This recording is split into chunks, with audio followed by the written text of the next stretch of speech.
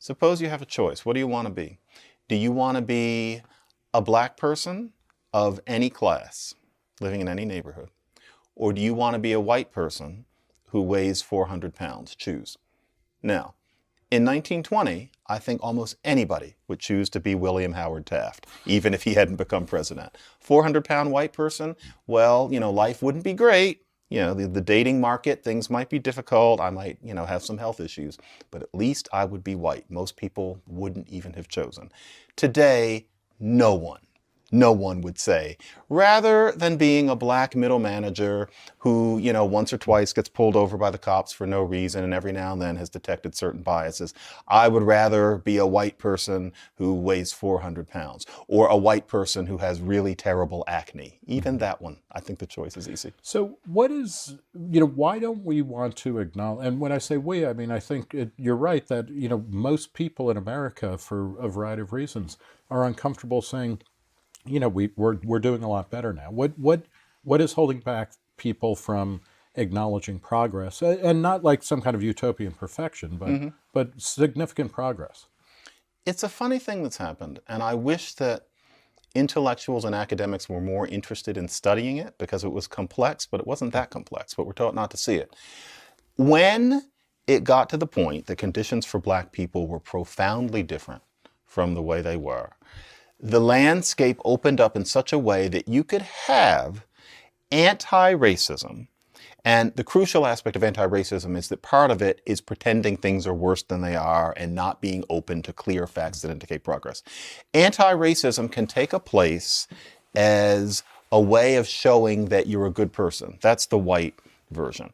And so there has been anti-racism, since the dawn of time, but especially since the late 1960s. You can watch the Norman Lear sitcoms, and the character of Maude reflected a certain reality.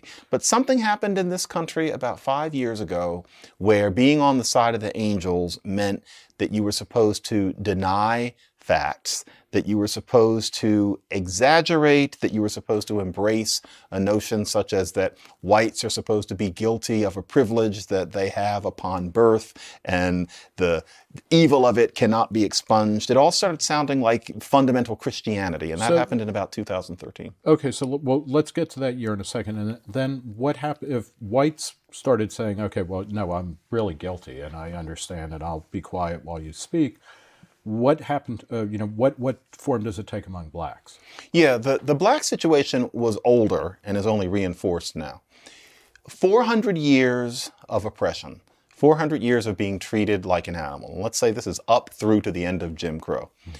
It can be hard to have a positive self-image, especially if there's no single country to look back to as where it all started. So it's not like being Chinese or even Irish.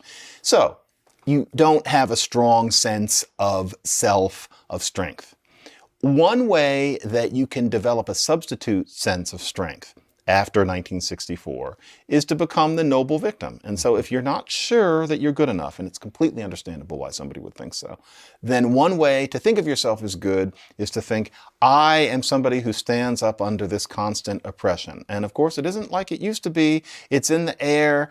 I can smell it. I know it's there, and you can't tell me that it's not there. So that noble victim complex is human. I mean, I'm sure that there have been noble victims since human beings were running around in small bands of hunter-gatherers. But to be a black person is to have that as one way of feeling whole. All sorts of people have ways of feeling whole. To be a black person is to have that one available. And so I think that these days we've taken our place in this religious structure where we are the prophets. We are the witnesses. The white person talks about how racist they are, and our job is to acknowledge that they've said so and to absolve them that day of their sin. And that gives us a certain significance.